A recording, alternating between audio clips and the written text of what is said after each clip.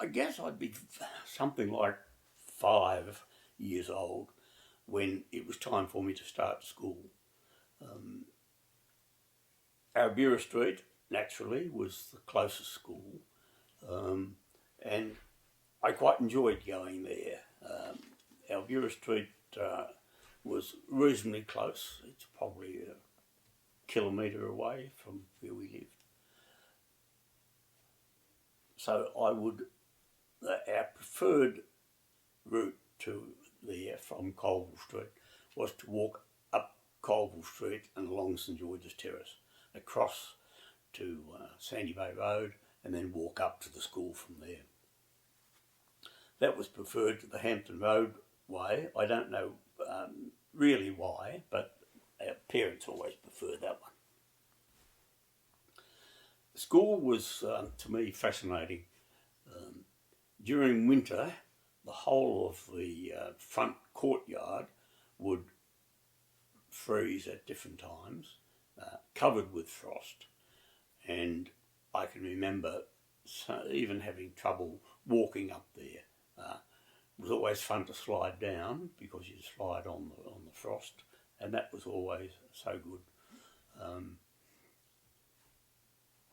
There was the front entrance. You walked up towards the front of the school was there, fairly imposing, but you walked in around the back of that, and the school quadrangle, or the school itself, was built in a U shape. The imposing front, two long sections of classrooms running back from that, all open at the back. And in that quadrangle, the school, all the classes would assemble in the morning, and so we'd all stand there in our prim, proper stance, and wait for the principal, or the headmaster he was at that stage, to mount up on the platform, and then have his say to get us all ready to start the day. We would then all sing God Save the King. Yeah, sing God Save the King, salute the flag, and then all start to march up the stairs into our classrooms. The stairs were cast iron. They made a lot of noise. They were safe because they had lead strips moulded along the front of the treads, and they were all so safe, and everything was really good then. I have very happy memories of being at school along at Albura Street. There didn't ever seem to be any problems at all. I can't ever recall the sort of things they worry about nowadays, bullying and the sort of situations that a lot of people discuss at the present time. Whether it went right over my head or it didn't happen to me, I don't really know. In my last year, in grade 6, I remember developing an interest in working with wood, and I was chosen to go to the woodworking school just along the street in what we knew as the old model school. Right opposite Bob and Tom's service station, there was a tower on the corner, and I can't remember what it might have been originally. I loved that year. It was very special. I worked in wood, and in particular hewn pine, the whole time. I still have a couple of the models that I made there. One at that time, one was a footstool, one was a pot stick. Now, a pot stick is the sort of thing you would never know nowadays what it was or what it was meant to do.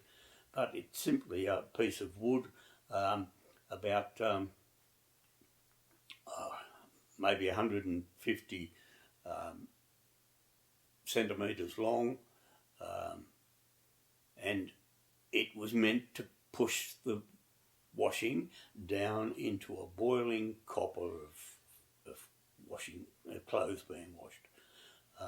So I still have that. It's still stained with the soap that was used in the pot and the water that my mother used to wash in. And the other thing is a footstool, a small stool which sits around about 150 mil, 180 mil high, and it just sits on the floor. And my wife steals it every now and then and uses it to sit on in the garden to weed the garden. So she really enjoys that. I guess after that I went to Tech, Hobart Junior Technical School. I'd be 12, moving on to 13. That was a total change to me, where I'd had the same teacher for the full year in the other class in Albura Street,